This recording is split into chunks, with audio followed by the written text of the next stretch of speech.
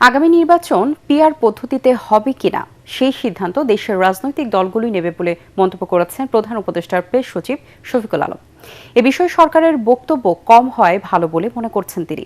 রাজধানীতে daily star ভবনে আগামী নির্বাচন নিয়ে একটি বেসরকারি পরামর্শ প্রতিষ্ঠানের জরিপ প্রকাশ অনুষ্ঠানে এসব কথা বলেন প্রেস সচিব।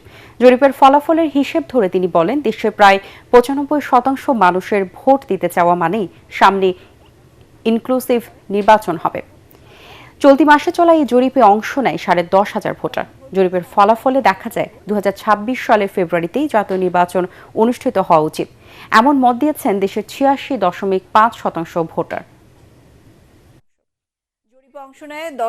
আমি মনে করি যদি 94% যে সেইটা মানুষের যে এক্সপেকটেশন যদি এরকম থাকে, বাংলাদেশে কারো সাধ্য নাই এই ইলেকশনটাকে মানে কোন ধরনের প্রশ্নবিদ্ধ করতে হবে।